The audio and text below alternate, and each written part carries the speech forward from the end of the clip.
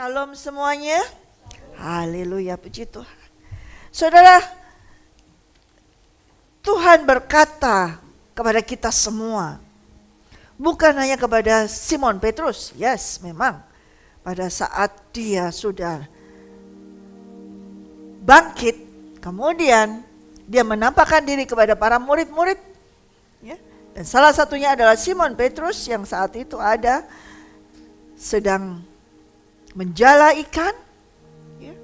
Tetapi mereka semua tidak mendapatkan apa-apa. Dan Tuhan Yesus menampakkan diri kembali dan dia memberikan suatu perintah kepada Simon Petrus, ya. Tapi bukan hanya untuk Simon Petrus tentunya, ya. Itu adalah kepada setiap daripada kita semua, ya. Para murid saat itu sedang menanti-nantikan, yang mana Yesus, mereka tidak tahu apakah Yesus itu mati selamanya, apakah Yesus itu tiba-tiba hilang begitu saja, karena tubuhnya tidak ditemui, jasadnya tidak ditemukan. Mereka juga lagi bimbang, ragu, mereka bingung, karena selama ini Yesus yang selalu memimpin perjalanan mereka, mengajar mereka, Yesus yang selalu memberi makan kepada mereka. Dengan mengadakan mujizatnya, Yesus memberikan makanan kepada mereka, memelihara kehidupan mereka saat itu semuanya. Tapi tiba-tiba Yesus yang mereka agungkan, mereka puja-puja itu, tiba-tiba harus masuk dalam suatu penderitaan. Tiba-tiba harus masuk dalam suatu penderitaan, penganiayaan dan mati. Itu sesuatu yang tidak diharapkan oleh semua murid yang waktu dipanggil, diajak ikutlah aku. Waktu mereka sedang enak-enaknya bekerja, mereka lagi gak ada masalah, mereka fine-fine aja. Para murid itu waktu dipanggil, mereka lagi punya pekerjaan, enak-enak punya pekerjaan. Hasilnya ya pokoknya ada deh. Kemudian ngikut Yesus 1 tahun, 2 tahun, 3 tahun, wah senang-senangnya. Apalagi senang ketika melihat di gunung kemuliaan, wah bagaimana Tuhan itu berubah. Mereka melihat yang sesuatu yang luar biasa terjadi. Simon Petrus, Yohanes, Yakobus melihat transformasi daripada Tuhan, perubahan yang wow spektakuler seperti itu. Yesus yang mereka lihat ini seperti biasa saja mukanya, sama-sama dengan mereka, warna kulitnya sama semua. Tapi ketika naik di gunung kemuliaan, tiba-tiba warna kulitnya jadi berubah, betul? Gak sama lagi, gak sama hitamnya, gak sama coklatnya, gak sama kuningnya, gak sama putihnya, tapi lebih putih, cermelang, luar biasa. Dan bukan hanya itu, yang mereka bisa melihat adalah mereka bisa melihat supranatural. Mereka bisa melihat bagaimana Tuhan sedang berbincang-bincang. Bukan lagi dengan perempuan yang di sumur di Samaria. Bukan juga berbincang-bincang dengan pemungut cukai, atau dia sedang berbincang-bincang dengan Sakeus. Tidak. Atau dengan pengemis yang buta itu, Bartolomeus. Tidak. Di gunung kemuliaan itu Tuhan sedang berbincang-bincang dengan 2 orang. Dan ketiga murid ini melihat semuanya. Berbincang dengan Elia nomor 1. Kemudian Musa lagi ngobrol. Tapi bukan ngegosip pasti ya. Bukan kayak Bu Ratna mungkin kalau lagi ngobrol di ruang bawah dengan teman-temannya ya, lagi talking gitu ya, lagi ngomongin ya, tapi enggak. Tapi Tuhan Yesus di atas di gunung kemuliaan lagi ngobrol dengan Musa dan Elia. Membincangkan apa? Mereka nggak bisa dengar. Tapi pokoknya Petrus melihat hal itu langsung wow, Luar biasa nih guruku. Luar biasa, ini gak salah aku ngikut dia ini. Bener deh ini. Wah, bisa kayak gini ya. Bisa berubah kayak gini ya. Kemudian aku cuma dengar namanya Musa aja. Gak pernah lihat wajahnya Musa.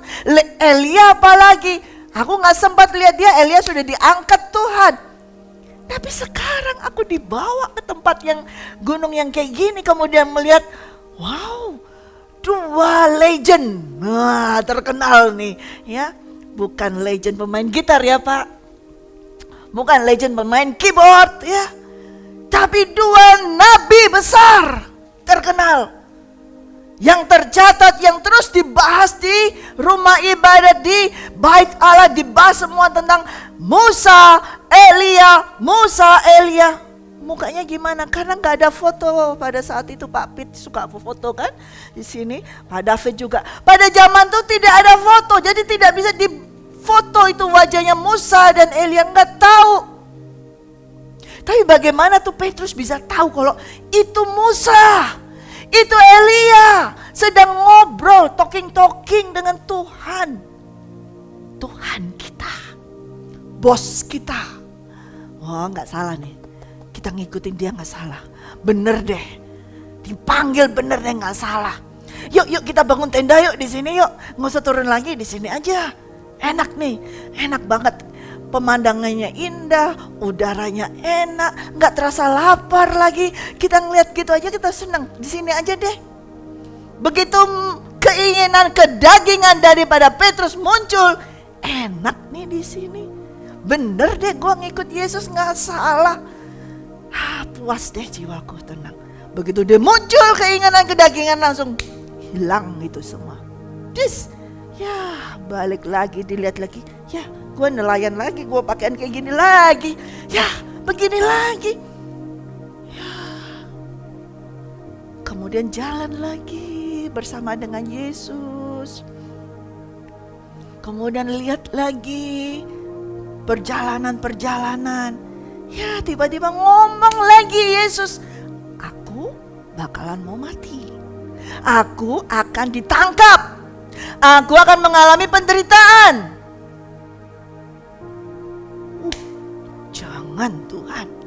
Nanti kalau Tuhan mati, aku ikut siapa? Siapa lagi nih? Waktu makan malam terakhir. Dari sekian kalian ini semua, ada satu yang akan mengkhianati aku. Langsung, senggol. Ratna dengan Desi senggol. Tanya, siapa tuh? Siapa yang khianati? Tanya tuh. Kepo. Tanya. Bukan kita kan? Bukan lu kan? Bukan lu kan Rat? Bukan lu kan Des? Gitu kan? Siapa tuh yang khianati?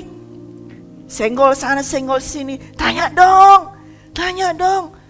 Siapa nih yang bakalan khianati guru kita, yang kita lihat kemuliaannya itu, yang kita lihat perubahan wajahnya. Kemudian karena kita mengikuti dia selama ini 3 tahun ini, kita dapat makan enak, makan gratis, melihat semuanya, dapat fasilitas enak.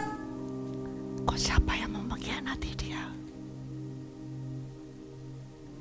Orang yang baru apa orang lama? Tanya dong. Yang mana? Yang baru masuk apa yang dulu? Semua tahu. Tuhan Yesus tahu. Tuhan Yesus tahu. Mereka sedang membicarakan. Kepo sendiri. Siapa sih? Kenapa kok dia mengkhianati? Emang salah apa? Kenapa? Tuh kan. Tapi Tuhan tidak membiarkan itu. Biarin aja. Pokoknya Mesias harus mati. Mesias harus mati, diserahkan, dianiaya, disalibkan dan mati. Tapi pada hari yang ketiga ia akan bangkit. Dan itu terjadi. Setelah itu, setelah makan malam terakhir, terjadi peristiwa itu. Yang tadi kepo tanya siapa, disuruh jaga 3 jam aja berdoa. Gak sanggup, ngantuk sudah. Jagain aku mau maju ke depan berdoa. Kamu di sini berjaga-jaga. Sudah gak tahan. Yang juga ngomong, aku tidak akan membiarkan kau mengalami penderitaan, nyawaku akan kuserahkan kepadamu. Ya ternyata sudah kruk, sudah ngorok sudah. Baru 1 jam suruh jaga-jaga, yang tadi ngomong nyawaku akan aku serahkan, ngorok. Gimana mau nyerahin nyawa? Ngorok duluan udah. Giliran sudah dibutuhkan, ayo dong, dukung saya doa, berdoa dong. Ya keluar dah, pergi. Ngapain dukung Yesus doa? Tidur aja ngapain? Enak aja tidur. Yesus kan Tuhan, dia kan bisa berdoa sendiri. Ngapain kita harus berdoa untuk Yesus? Udah tidur aja kita, udah malam nih jam segini. Udah tidur, ini waktunya kita istirahat, tidur. Istirahat, tidur. Yesus bangun lagi. Kamu gak kuat ya? 1 jam aja. 1 jam aja. Berjaga. Hatiku ini gelisah, hatiku ini pedih sekali. Kamu gak bisa ngerasain. Itu murid-muridnya sambil lihat ini. Ya nih saya mencoba ya. Sambil matanya, iya Tuhan. Ya Tuhan, iya Tuhan, berdoa Tuhan, ya berdoa. Tidur lagi. Terjadi 3 kali dan Tuhan lihat, sudah deh, tidur aja deh, kamu tidur aja, teruskan tidurmu. Itu yang tadi mau ngikut Tuhan Yesus, yang katanya kita bangun tenda yuk sama Tuhan yuk di sini yuk. Baru dibilang 3 jam aja doa. Gak tahan. Apalagi bangun tenda di atas situ. Gak ada waktu tidur, gak ada waktu istirahat. Kemudian terjadi pasukan datang menangkap Yesus. Wah, dah. Tadi yang enak-enak tidur, bangun, ketakutan semua. Mau gak mau bangun, ketakutan. Dan akhirnya benar, ditangkap. Dipukul, pada lari semua. Lari semua sampai di kayu salib tidak ada. Sudah ada yang menyangkal, sudah yang lari, semua tercerai-berai, semua lari. Hanya tinggal Yesus sendiri. Dan sampai dia mati 3 hari, sesuai dengan apa yang Tuhan Yesus katakan. Harus mati 3 hari, namun pada hari yang ketiga apa? Bangkit. Nah ini mereka lupa. Itulah kalau hati setiap dari kita semua, para murid saat itu dan saudara dan saya, hati dan pikiran ini hanya dikuasai dengan kedagingan, dengan kebutuhan jasmani, maka hal-hal rohani itu akan gak ada.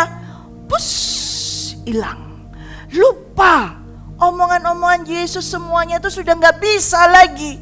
Hilang semua karena harus menghadapi perut lapar, harus menghadapi hati yang gentar, ketakutan. Lihat keluar orang Farisi, itu muridnya, itu orang menara, itu orang menara ya, itu Ratna orang menara, itu Desi orang menara. Mulai dituding, itu ya, itu murid Yesus ya. Keluar sini, mereka langsung tutup, takut semuanya.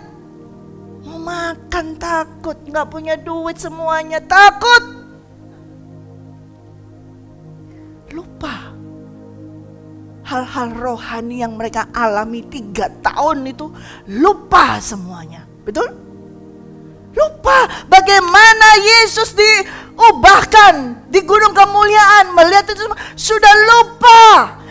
Mereka semua sudah kembali lagi. Udah gitu lihat kuburnya kosong lagi. Waduh, dicuri siapa ini? Siapa yang mencuri? Paling enggak kalau ada jasadnya kan enak sih. Kita bisa ngobrol, ngomong, Tuhan gimana Tuhan? Gitu ya kan. Ngobrol di kuburan ngomong, Tuhan gimana nih? Apa selanjutnya yang kulakukan? Ini enggak ada. Mau ngomong sama siapa? Membatu. Tuhan di mana? Jasadnya di mana? Tambah lagi. Salah. Gua salah ngikut Yesus nih, gua salah. Dulu aku salah, gak benar ini. Aku mesti tanya lagi, aku ikut siapa ya? Mana gak ada Yesusnya. Salah, kamu salah ngikut orang. Salah, orangnya nggak ada. Terus gimana pelayanan? Terus gimana ministrinya? Siapa yang pimpin? Mana orangnya? Nggak ada orang yang datang semua. Itu semua orang Farisi, orang Saduki. Salah kita ngikuti dia. Salah kita ninggalin jala kita, itu salah banget. Aku mau balik lagi ke jalaku. Aku mau balik lagi ke perahuku.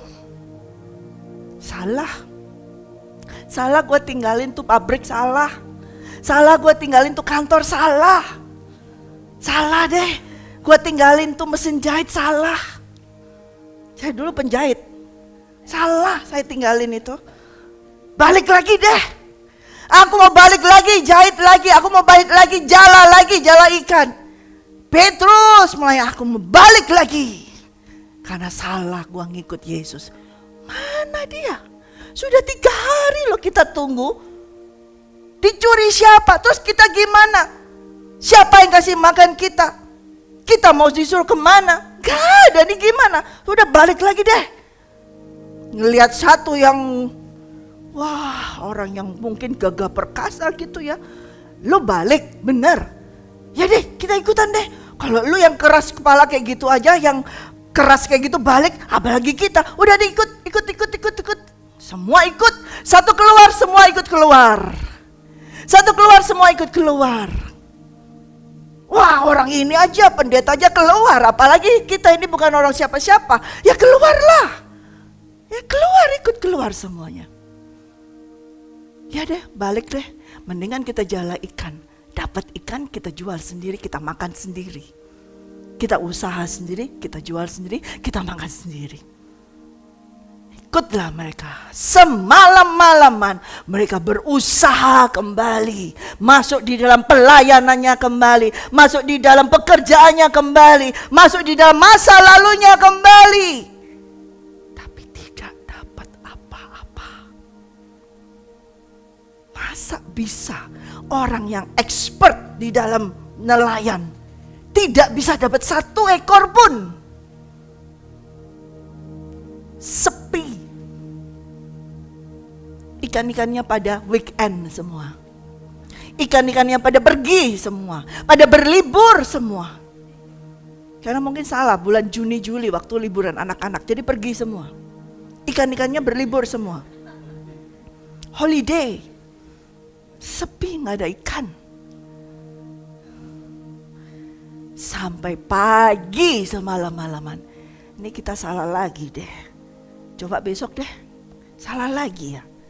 Masa gak ada? Salah lagi kali. Ya sudah, balik dulu deh. Udah capek. Loyo semua, balik deh. Kita balik. Kita udah mau sampai ke pantai. Ada yang berteriak, "Oi, ada lauk pauknya." Siapa lu tanya, enak aja, gak tahu orang dari capek-capek ya. Gak ada. Itu yang bisa ngomong gak ada dengan tegas itu Ratna tuh. Gak ada. Habis semua. Ratna tuh Desi biasanya gak ada. Nah, paling cepat itu. Ya kan? Ya kan? Saya juga sih kadang-kadang gak ada. Itu ya kan. Ya sudah. Tebarkan tuh sebelah kanan. Tebarkan sebelah kanan. Itu mereka mungkin zaman sekarang orang-orang bisa dikatakan yang kena kayak dihipnotis katanya gitu ya. Kok mau aja nurut sebelah kanan padahal itu matahari sudah terbit. Tapi mereka karena Kristus Yesus yang keluarkan, tebarkan jalamu sebelah kanan. Itu the word of God. Itu firman Tuhan keluar dari mulut Mesias yang diurapi. Maka firman itu tidak akan pernah kembali sia-sia. Bukan usaha mereka bisa mendapatkan ikan 153 itu. Tapi word of God, firman Tuhan yang sudah keluar itu yang berhasil. Amin. Jadi mereka kalau dapat ikan besar-besar 153 ekor, itu bukan usaha mereka. Bukan mereka kerja keras terus berusaha. Tidak. Mereka cuman tapi karena firman itu sudah berbicara kepada ikan-ikan itu. Ketika firman keluar dari mulut Yesus, itu manggil ikan-ikan itu semua masuk ke jala itu. Mereka dengan berenang menyerahkan dirinya masuk ke jalanya. Itu murid-murid. Tidak ada penolakan, tidak ada meronta. Ikan-ikan itu bisa berenang masuk ke dalam jala itu sendiri. Mereka cuma begitu aja. Kalau semalam-malaman tuh mereka berusaha, nggak dapat. Tapi pagi itu matahari sudah terbit tanpa usaha. Cuman, udah deh, ya coba sih. Terakhir kali ya kita coba ya. Mungkin dengan malas-malesan kali. Tapi karena firman tuh nggak pernah malas. Firman tuh tidak pernah gagal. Firman tuh pasti terjadi. Akhirnya dapat. Mulai mereka mikir, gak mungkin, ini hal yang gak mungkin. Siapa yang kasih perintah ini tadi ya? Makanya Yohanes tahu, tidak mungkin hal ini terjadi. Kalau bukan dari surga, tidak mungkin hal ini terjadi. Makanya dia berkata, itu Tuhan. Karena dia tahu, baru keingetan. Selama 3 tahun ini dia baru keingetan. Bagaimana cara Tuhan berjalan, cara Tuhan melakukan semuanya, baru keingetan, baru terbuka. Oh itu Tuhan. Ya aku pernah ingat waktu dia memecahkan 5 roti 2 ikan, itu orang semua makan semua. Oh ini juga Tuhan. Baru ingat. Dan akhirnya mereka tidak berani komplain, tidak berani tanya. Siapa? Diem kayak orang malu. Diem. Ya, sampai di pantai sudah ada ikannya. Dapat dari mana lagi dia bisa menjala ikannya? Ya kan? Ada roti lagi.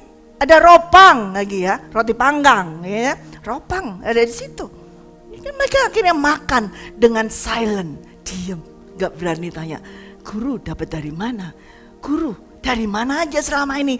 Guru, kenapa menghilang 3 hari? Kemana guru? Nggak berani tanya. Guru emangnya sembunyi di mana? Kok kita nggak tahu? Nggak berani ada yang tanya. Diem karena mereka tahu ini guru kita, ini Yesus Kristus. Makanya ketika dia bertanya kepada Petrus, Simon, apakah kau mengasihi aku? Dia akhirnya, iya Tuhan, jawabnya Tuhan. Karena sudah Tuhan kasih makan domba-dombaku. Pakai apa Tuhan? Aku mesti jala ikan lagi. Tanya lagi, Simon, kau mengasihiku? Gembalakan domba-dombaku. Kasih makan, pelihara domba-dombaku. Dengan apa? Kasih makan. Itu tadi kan sudah dapat modal 153 ekor. Dan modalnya bukan hanya ikan itu aja, tapi apa? Firman yang keluar dari mulut Tuhan. Akhirnya barulah mereka itu tahu. Oh, akhirnya Tuhan berkata, ikutlah aku. Ikut aku. Kamu harus mengikuti kehidupanku. Kamu harus mengikuti kehidupanku. Kalau kamu tidak mengikuti kehidupanku, kamu tidak akan bisa. Kamu harus mengikuti aku. Yesus pernah menyampaikan hal ini kepada orang banyak. Di dalam Lukas 9.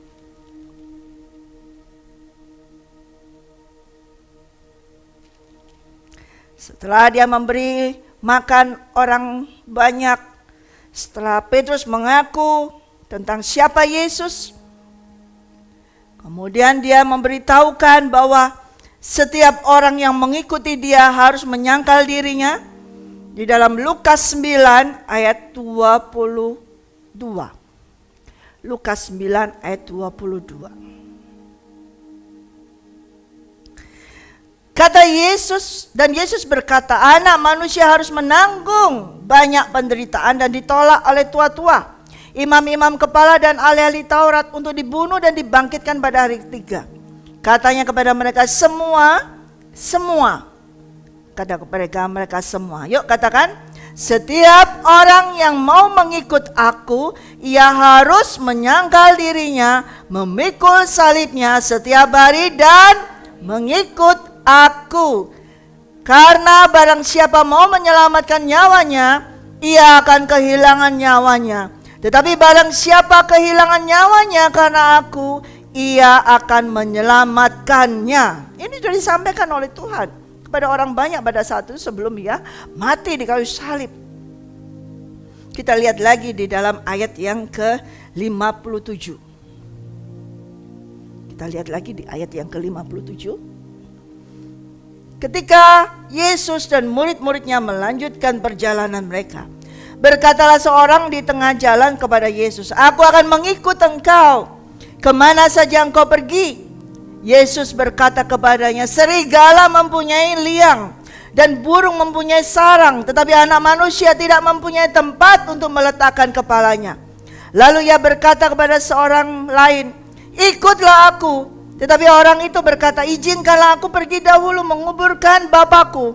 Tapi Yesus berkata kepadanya, biarlah orang mati menguburkan orang mati, tetapi engkau pergilah dan beritakanlah kerajaan Allah di mana-mana.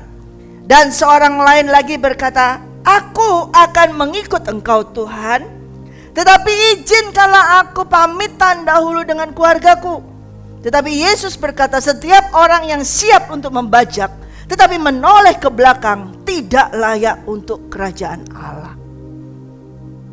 Mau mengikut Yesus tapi kembali lagi menoleh ke belakang, kembali lagi ke dunia yang lama, kembali lagi ke pekerjaan yang lama. Itu murid-murid yang pada saat itu kembali lagi. Petrus kembali lagi jadi nelayan lagi. Tidak layak untuk kerajaan Allah. Makanya Yesus tanya 3 kali, apakah kamu sungguh-sungguh mengasihi aku? Ya Tuhan. 1 kali lagi, apakah engkau sungguh-sungguh mengasihi aku? Iya ya Tuhan, iya. Gak percaya kah? Tanya lagi, apakah kamu sungguh-sungguh mengasihi aku? Aduh Tuhan, gue gak percaya deh. Terus gimana cara ngomonginnya? Nangis dia. Dan Tuhan tegaskan, kamu harus ikuti aku. Jangan menoleh ke belakang lagi. Jangan kembali lagi ke masa lalumu. Jangan kembali lagi ke pekerjaanmu yang lama. Kamu ikut aku. Itu perintah Tuhan. Kalau kita sudah dipilih oleh Tuhan, kita tidak bisa kembali lagi ke dunia. Kita harus mengikuti Yesus Kristus. Ke-12 murid Tuhan -1, 11.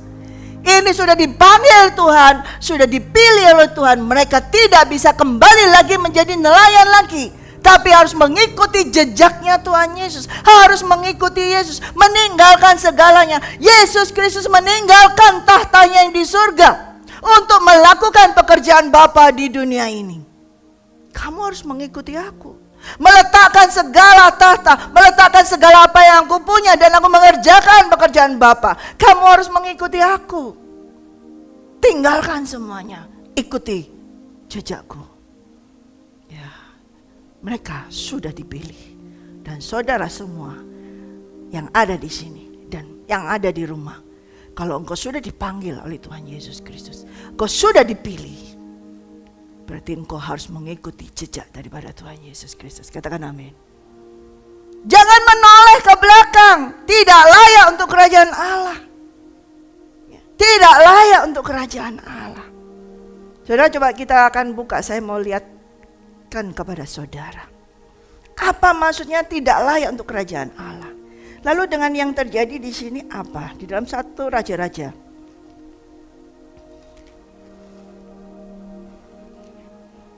1 Raja-Raja 19 ayat 19. 1 Raja-Raja 19 ayat 19.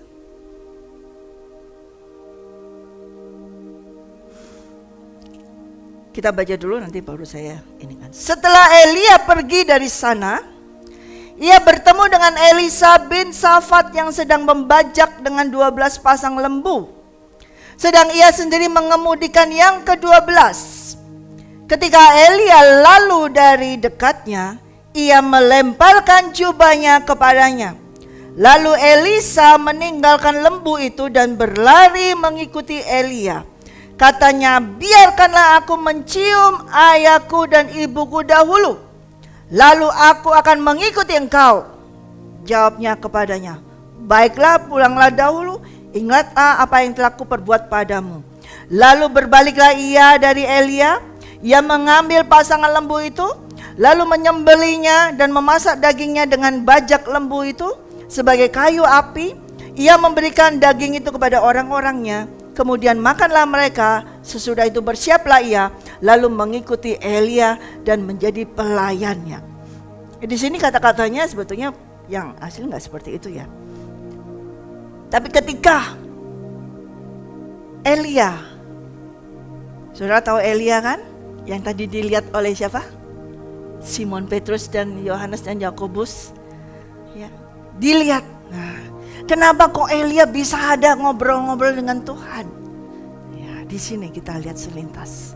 Kalau nggak cukup hari ini, mungkin minggu depan. Ya. Elia adalah nabi yang besar. Ya. Tetapi juga dia adalah orang biasa saja. Bukan orang yang hebat, orang biasa. Ya. Kita tahu Elia mengalami masa-masa yang nggak enak juga dalam kehidupannya. Selama dia melayani Tuhan, mengikuti jejak Tuhan, dia juga mengikuti segala penderitaan yang dialami. Walaupun pada saat itu Tuhan Yesus belum menderita, Tuhan Yesus belum lahir, tapi Elia sudah mengikutinya karena dia adalah abdi Allah, hamba Allah. Elia di sini saya mau sampaikan di sini, Elia sudah mengikuti semua dari perjanjian lama, sudah mengikuti jejak daripada Tuhan Yesus Kristus, sekalipun Tuhan Yesus belum lahir di perjanjian lama, sudah ada footprints-nya, sudah ada jejak yang dilaluinya. Elia mengikuti semuanya. Bagaimana dia harus mengalami penderitaan. Pada zaman itu Raja Ahab, saudara tahu Raja Ahab orang Raja Israel yang berdosa, yang jatuh dalam dosa, ya, mengikuti pendahulu-pendahulunya yang juga jatuh dalam dosa. Dan dia ngambil istri Isabel, yang mana menyembah berhala-berhala. Jadi dia ikutlah menyembah berhala. Nah, kalau dia rajanya menyembah berhala, pasti rakyatnya juga diajak untuk nyembah berhala. Rajanya nyembah berhala kok, mana mungkin rakyatnya dibiarin, ayo ikut. Akhirnya semua mengikut menyembah, dan itu membuat sakit hatinya Tuhan. Tuhan dibuat cemburu, Tuhan dibuat sakit hati oleh raja-raja Israel pada zaman itu. Berapa banyak sekarang Tuhan dibikin sakit hati oleh gembala-gembala sidang, oleh gembala-gembala, oleh hamba-hamba Tuhan yang memajak jemaatnya berdosa. Tuhan sakit hati, kelihatannya tidak berdosa yang kelihatan seperti apa, tapi sudah mengajak keluar, menyerongkan. Ya. Tidak lagi memikirkan tentang kebutuhan Tuhan, tapi yang dipikirkan adalah kebutuhannya pribadi. Tidak lagi mementingkan kepentingan kerajaan surga, yang dibutuhkan adalah kepentingan rumah tanggaku. Ini sudah mulai diserongkan, dan itu membuat Tuhan sakit hati. Seperti pada saat itu, karena pada waktu itu kelihatan langsung mereka menyembah patung, menyembah Baal, ya, dan mengikuti sampai masa kelaparan. Elia juga mengalami penderitaan. Itu nanti akan saya sampaikan ke depan. Tapi bagaimana? Memang nanti akan ada flashbacknya. Tapi kita melihat setelah Tuhan katakan bahwa nanti kamu harus mengurapi Elisa yang akan menjadi penerusmu. Ya. Kemudian dia turun dari Gunung Horeb dan dia berjalan, dan tiba-tiba dia bisa tahu karena Roh Allah yang memberitahukan itu Elisa. Ada orang yang sedang membajak, Orang biasa membajak itu 2 lembu itu aja sudah berat pegangnya, betul? Pegangannya itu talinya udah berat. Tapi Elisa ini 12 lembu. Berarti sebelah sini 6, sebelah sini 6. Itu beratnya kayak gimana? Kalau tidak kuat menahan ini semua, bisa terlontar dia, bisa jatuh. Tidak bisa membajak. Dan itu harus dikendalikan. Berarti pekerjaan yang dilakukan oleh Elisa ini berat sekali. Sukar sekali. Membajak tanah ladang yang besar. Pasti besar. Itu usahanya dia. Itu bisnisnya dia. Ladangnya dia besar. Kalau kecil nggak mungkin pakai 12 lembu, saudara. Betul nggak? Ngapain pakai 12 lembu? Ya ampun, dibajak sendiri aja sudah selesai. Ya kan? Lembu, 12 lembu dia harus ingat. Pasti ladangnya Elisa itu besar sekali. Pekerjaannya besar sekali. Berarti bisnisnya besar. Sukses. 12. Dia harus mengendalikan sendiri. Nah, ketika melihat itu ada satu orang yang sedang membajak dengan 12 lembu. Itu gak gampang. Makanya Tuhan langsung kasih tahu kepada Elia, that's him, itu dia. Karena gak gampang untuk membajak. Membajak itu gak gampang. Tanah keras, sedangkan waktu itu mungkin tanah sedang habis apa? Kekeringan. Kering. Kemudian harus dibajak dengan lembu. Lembunya itu kerasnya kayak gimana larinya. Berat. Menahan. Kalau dibiarin terlontar, tidak jadi dibajak. Dia yang kebajak, ya kan? Dia yang dibajak oleh lembunya itu. Bukan tanah yang dibajak, tapi dia sendiri terlontar. Berarti orang ini berarti kuat. Warrior. Pejuang. Ya, kuat menahan. Menahan penderitaan. Itu tangan bisa sakit itu. Nahan tali semua itu. Larinya kayak gimana tuh lembu 12 itu. Betul? Gak pernah yang ngalami, saya juga enggak. Tapi sih bisa bayangkan bagaimana beratnya itu, ya kan? Makanya ketika dia melihat, Elia melihat, ini gak gampang nih. That's him, that's him. Itu pasti dia. Gak usah teriak, oi, hai, ikutlah aku. Tidak. Elia tidak teriak, hai, siapa namamu? Siapa namamu? Kirim dong CV ke sini. Nggak ada. Siapa namamu? Ikut dong aku. Tidak. Rumahmu di mana? Nggak banyak omong nih hamba Tuhan nih. Elia ini, dia langsung buka jubahnya. Yang mana saudara di dalam jubah itu ada anointing, ada urapan daripada Tuhan Allah Bapa. Karena dia sebagai abdi Allah. Identitasnya itu ada di jubahnya.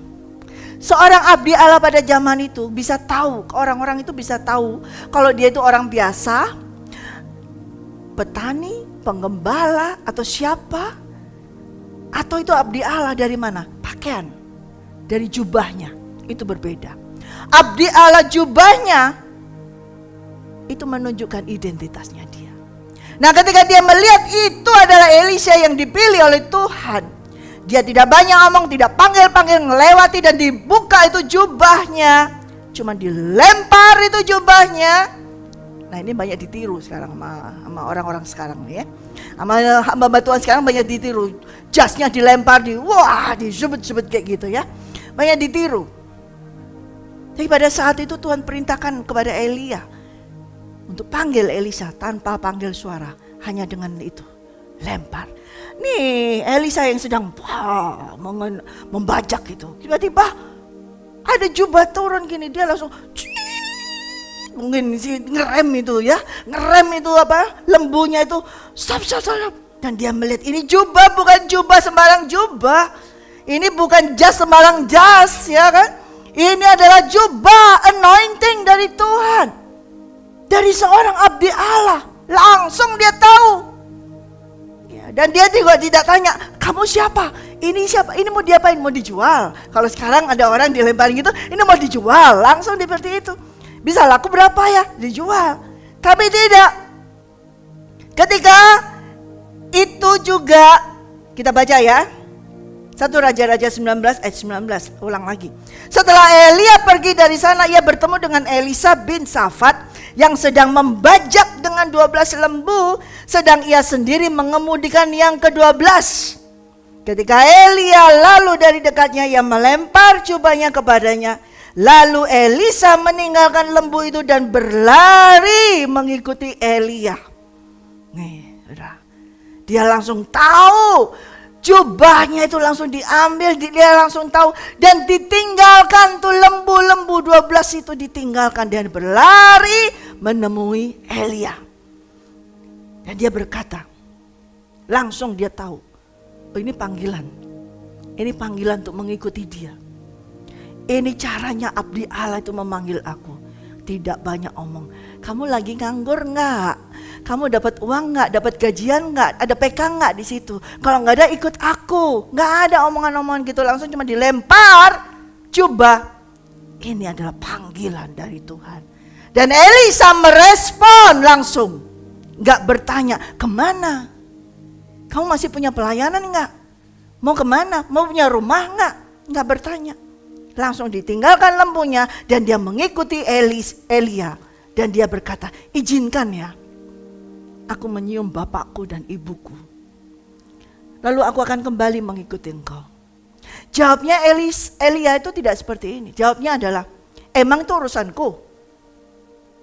Urus aja sendiri. Yang penting aku udah selesai, aku melemparkan itu, aku sudah melemparkan panggilan itu. Selanjutnya engkau urusan dengan Tuhan. Kalau engkau bohong gak kembali, itu urusannya kamu dengan Tuhan. Tapi Elisa adalah orang yang penuh integritas. Orang yang tahu panggilan. Orang yang tahu bahwa aku dipanggil Tuhan. Tidak sembarang orang dipanggil. Tidak sembarang orang dilemparin jubah. Elia abdi Allah ini gak sembarang lempar jubah kepada siapa saja di pinggir jalan ketemu. Dia tidak sembarang lempar jubah. Makanya dia langsung merespon. Lalu jawab Elia adalah, kalau kamu mau lakukan itu, ya terserah. It's up to you. Tapi aku sudah membuka. Aku sudah memanggil. Kalau kamu tidak meresponnya dengan baik, itu urusanmu dengan Tuhan. Dan akhirnya Elia tetap jalan. Elisa kembali ke lembu. Apakah seperti tadi yang dikatakan oleh Tuhan Yesus? Kalau orang mau ikut aku noleh ke belakang, gak layak. Tidak, Elisa bukan seperti yang dikatakan oleh Tuhan Yesus. Apa yang dilakukan Elisa? Dia mengambil lembu itu, menyembelih. Dibakar dengan apa? Dengan itu bajaknya itu. Jadi apinya, jadi kayu bakarnya. Dan semuanya itu apa? Dibuat apa? Dibagikan. Nah, kalau saudara membaca ini, relate dengan apa yang Tuhan sampaikan kepada orang kaya itu. Kalau kamu mau sempurna, jualah segala hartamu itu, bagikan kepada orang miskin, dan datang ke sini, ikutlah aku. Betul nggak? Relate kan? Berhubungan kan? Ini yang dilakukan Elisa, dia merespon lemparan jubah daripada Elia itu. Walaupun dia ngomong, izinkan aku mencium bapakku ibuku. Tapi yang dia lakukannya, dia beresin itu lembu, dia beresin itu pekerjaan, dia meninggalkan pekerjaannya, bahkan pekerjaannya itu dia bagi-bagikan, dibakar, dipotong tuh lembu, kemudian dagingnya dibagi-bagikan, dan dia kembali datang kepada Elia dan mengikuti Elia, melayani Elia. Sama dengan ketika Yesus berkata kepada orang kaya anak muda itu, jual hartamu, bagikan kepada orang miskin, dan datanglah ke sini, ikutlah aku. Betul? Ini yang dilakukan Elisa, dan dia mengikutinya, mengikuti Elia. Ayat 21. Lalu berbaliklah ia daripada Elia, ia mengambil pasangan lembu itu dan menyembelihnya dan memasak dagingnya dengan bajak lembu itu sebagai kayu api. Ia memberikan daging itu kepada orang-orangnya Kemudian makanlah mereka, sesudah itu bersiaplah ia, lalu mengikuti Elia menjadi bukan bosnya, bukan donaturnya, bukan ya, menjadi pelayannya. Padahal Elisa ini adalah orang kaya, orang yang punya 12 lembu. Berarti tadi saya katakan ladangnya besar, berarti bisnisnya itu besar sekali. Punya orang-orang banyak, punya pegawai banyak, dikasih makan seperti itu. Tapi dia jual itu semuanya. Dia tinggalkan, tidak menoleh ke belakang lagi. Dia mengikuti Elia. Dan menjadi apa? Yang ngatur Elia. Nanti pelayanan di sana ya, nanti di sini ya, dia yang ngatur. Tidak, jadi apa? Jongos, tahu jongos? Pembantu, pelayan, big boss nih, bos yang besar nih, hanya dilempar jubahnya, kemudian dia ringkes itu semua bisnisnya, dia jual, dia bagikan, dan dia mengikuti abdi Allah ini, yang tidak punya apa-apa, tidak punya tempat tinggal, tidak punya apa-apa. Dia ikuti. Jadi pelayan, bukan jadi pendamping. Bukan jadi yang mengatur semuanya. Tapi di bawah, di belakang, di bawah. Menjadi pelayannya. Elisa itu bukan orang biasa. Elisa itu punya usaha. Dia tinggalkan itu.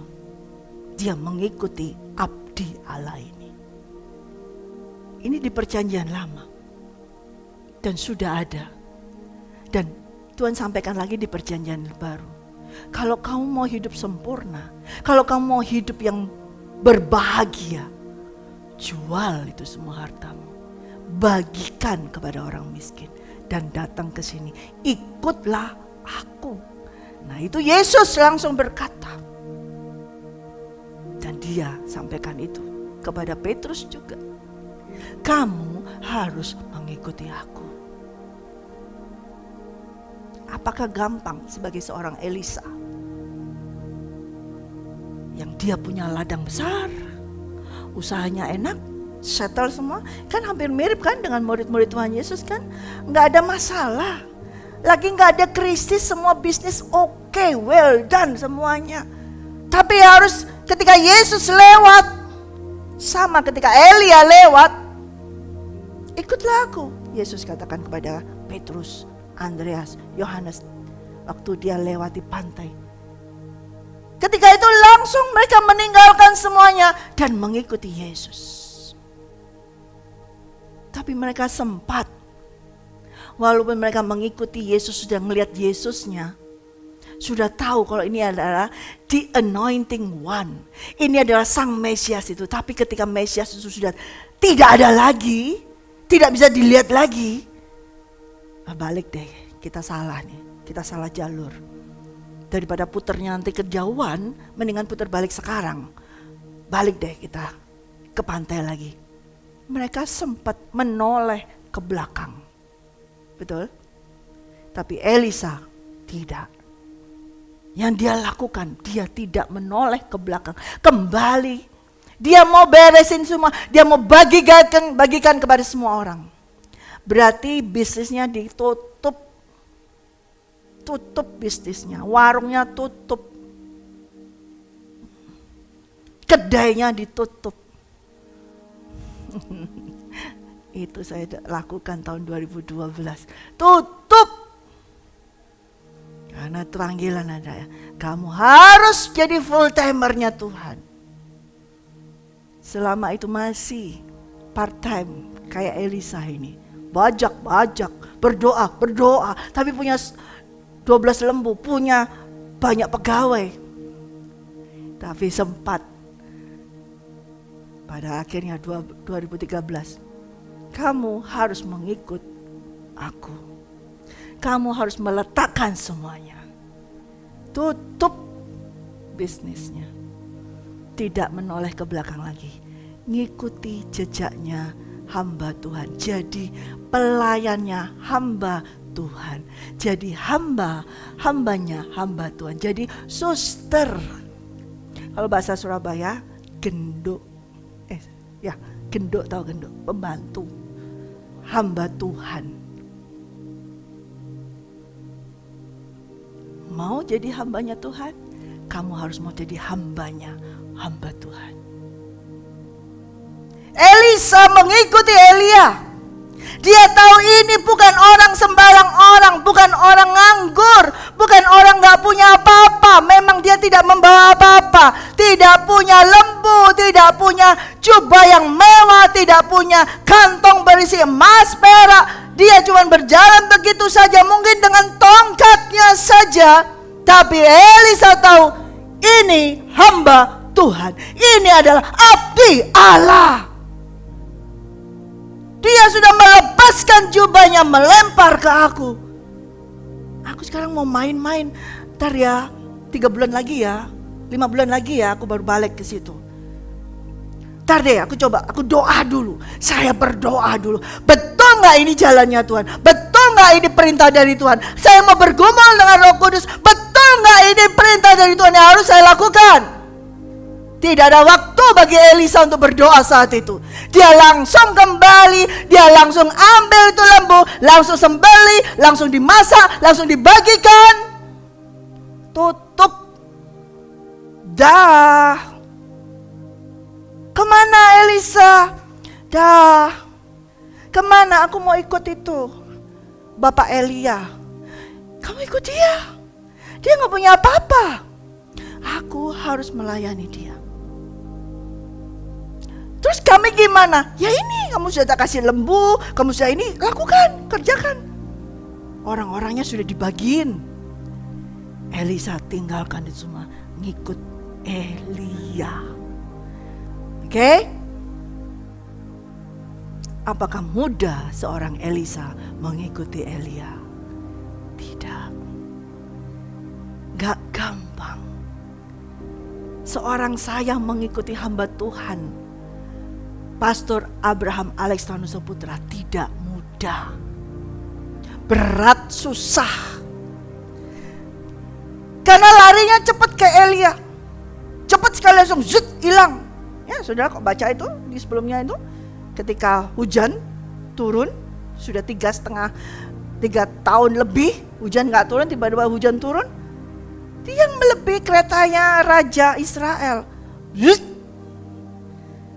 Wah, kecepatannya sudah berapa ya, 360 mph, lebih lagi. Lebih.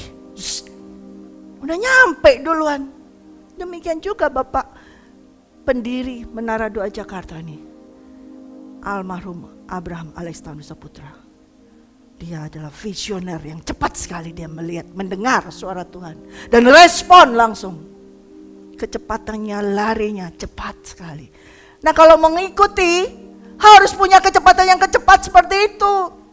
Elia ini cepat sekali pergi, cepat sekali langsung mengikuti Tuhan. Makanya Tuhan cari siapa yang persis dengan Elia, yaitu orang yang sanggup memegang 12 lembu yang menarik dia yang pegang di belakang.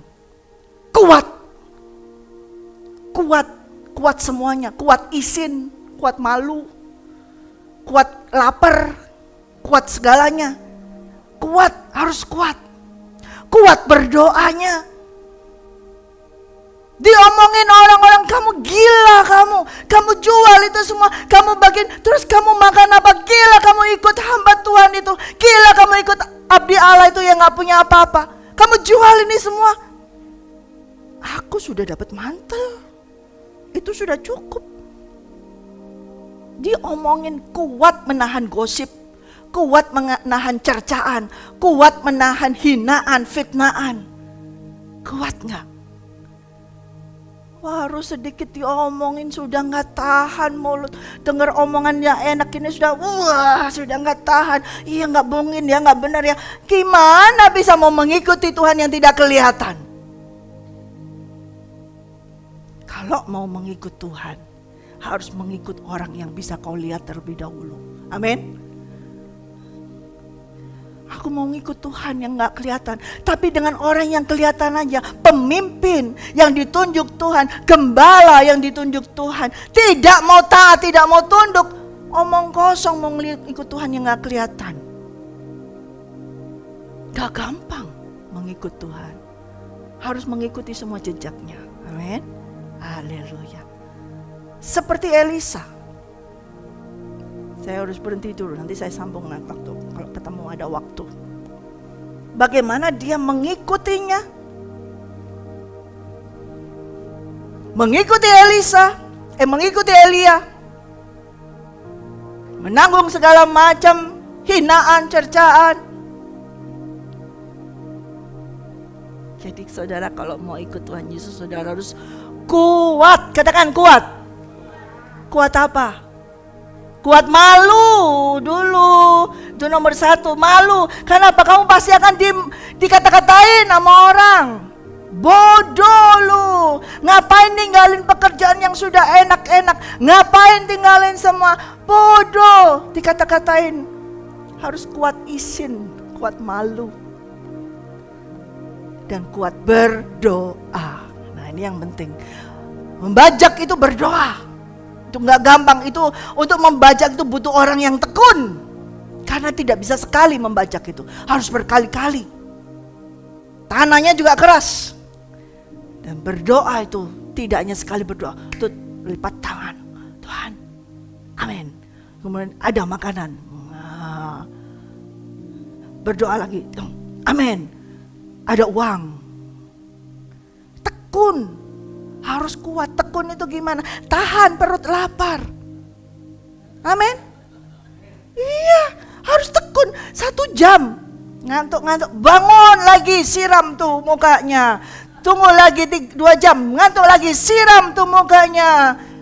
Terus 24 jam kali 7. Dia harus membajak.